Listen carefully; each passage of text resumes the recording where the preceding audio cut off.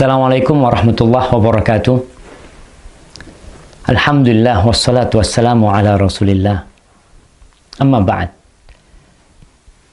Akhi ukhti rahimakallah. Tatkala seorang membina rumah tangga, kemudian Allah memberikan sakinah, kedamaian, membalut hubungan suami istri dan anak-anaknya dengan cinta dan kasih sayang. Biasanya ada kekhawatiran dan ketakutan ditinggal oleh salah satu dari keduanya. Istri biasanya yang takut kehilangan suaminya, takut ditinggal sama suaminya, tinggal mati, tinggal kawin lagi, tinggal kabur.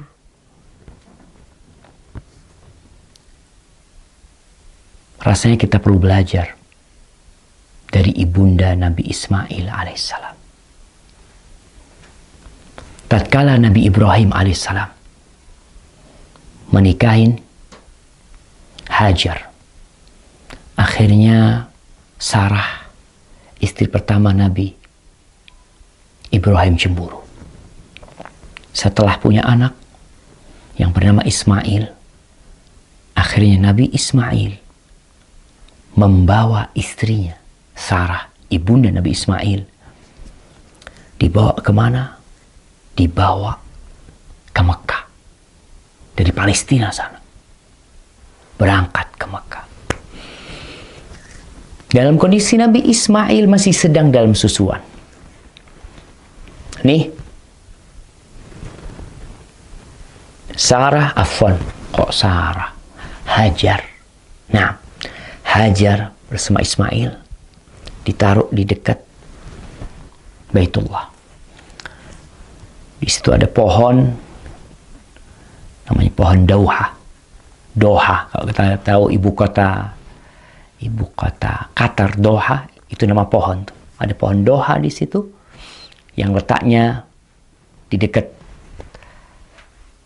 air Zam-Zam, di tempat yang agak tinggi dari Masjidil Haram sana. Taruh di sana, kasih air, kasih makanan. Dan di Mekah tidak ada seorang pun yang ada di sana. Lembah kosong, tidak berpenduduk. Bukan tidak berpenduduk. Tidak bertanaman. Tidak ada tumbuhan yang bisa dimakan di sana. Taruh di sana. Lalu Ibrahim pergi. Nabi Ibrahim pergi meninggalkan keduanya. Ketika Nabi Ibrahim pergi, diikutin sama Hajar. Fatabi'athu ummu Ismail. Ini hadis dalam riwayat Bukhari. Ibunda Nabi Ismail ikut. Berkata, "Ya Ibrahim, aina tadhhab wa tatrukuna bi hadzal wadi alladhi laysa fihi insun wala syai'." Wahai Ibrahim, kemana kamu mau pergi? Kamu meninggalkan kami di tempat ini, di lembah yang di situ tidak ada manusia dan tidak ada sesuatu apapun di sini.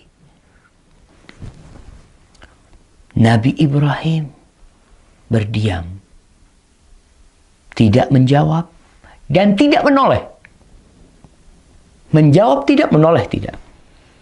Di sini Hajar sadar, mungkin pertanyaan dia yang salah. Para istri kadangkala salah bertanya kepada suami, sehingga terjadi perang di dalam rumah.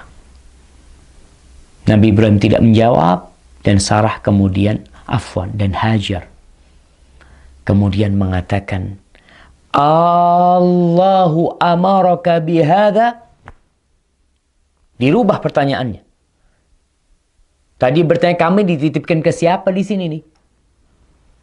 Kok ditinggal di sini? Dirubah pertanyaannya, apakah Allah yang memerintahkan kepadamu untuk melakukan ini? Pertanyaan istri Nabi.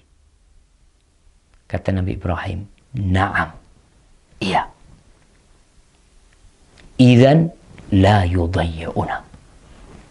Kalau seperti itu, Allah tidak akan melantarkan kami. Sudah, kau berangkat. Pulang nih.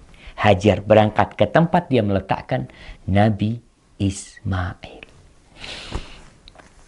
Nabi Ibrahim terus pergi sampai ketika sudah tidak kelihatan oleh Hajar. Nabi Ibrahim menghadap ke kiblat. Kemudian berdoa. Mengangkat tangannya mengatakan, Rabbana inni askantu min dzurriyyati biwadin ghairi dhi zar'in inda baitikal muharram. Rabbana liyuqimus salah faj'al af'idatan minan nasi tahwi ilaihim warzuqhum minas thamarat la'allahum yashkurun. Di surat Ibrahim ayat 37. Wahai Rabb kami, bapak berat meninggalkan istrinya.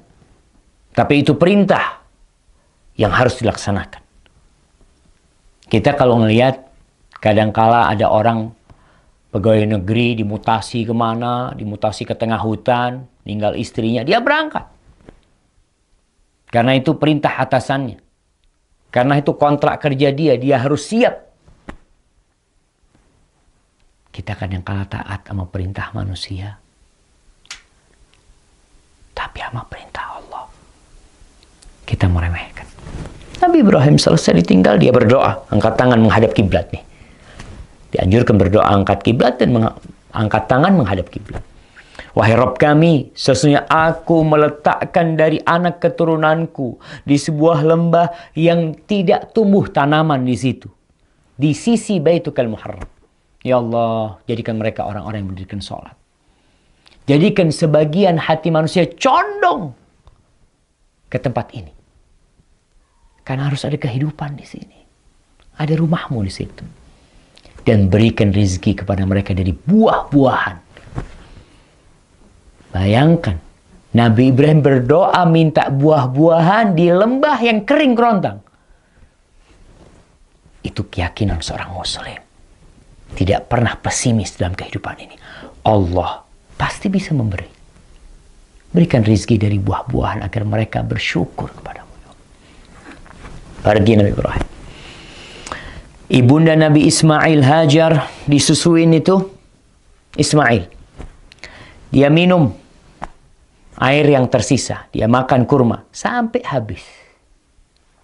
Ketika habis airnya, susunya kering, makanan habis. Dilihat Nabi Ismail dalam kondisi kehausan dan kelaparan.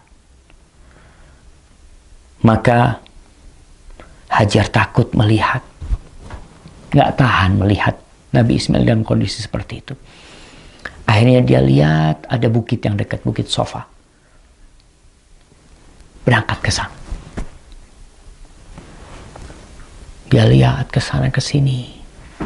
Mungkin ada yang bisa membantu. Dia lari lagi. Agak keras larinya ketika sampai perut lembah. Berangkat ke Marwa sampai 7 kali.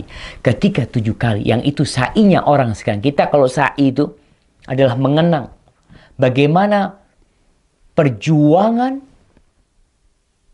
seorang ibu yang ditinggal oleh suaminya. Tidak boleh berhenti berjuang. Tetap Allah bisa memberikan rezeki dengan kun, tapi tetap harus ada perjuangan. Akhirnya setelah sampai di Marwa, dia mendengar suara. Maka dia mengatakan, Sain, turidu nafsah. Coba dengar ini, ada apa nih? Dia berusaha untuk mendengar suara yang terdengar oleh telinganya. Lalu berkata ibunda Nabi Ismail, Qad asma'ta in kana indaka ghiwath. Aku sudah dengar nih, engkau telah membuat aku dengar. Kalau engkau bisa membantu, ya bantu. Ternyata dia melihat ada malaikat di sisi Nabi Ismail alaihissalam.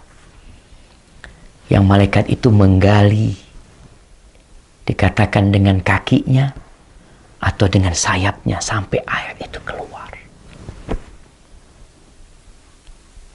Air itu keluar, jemaah. Air Zam-Zam keluar. Di sini betapa bahagianya Nabi, ibunda Nabi Ismail, air itu dikumpulin sama dia. Andai kata tidak dikumpulin, kata Nabi SAW, air Zam-Zam itu akan jadi mata air yang mengalir. Maka jemaah, nih pesan untuk setiap wanita. Jangan takut ditinggal suaminya. Yang memberikan rezeki bukan suaminya. Ketika lahiran, nggak ada suaminya, marah-marah sama suaminya. Suaminya tidak bisa berbuat apa-apa. Minta sama Allah, berjuang. Bagaimana Maryam berjuang melahirkan anaknya sendirian. Tidak ada yang membantu dia. Tapi yakin ada Rabbul Alamin.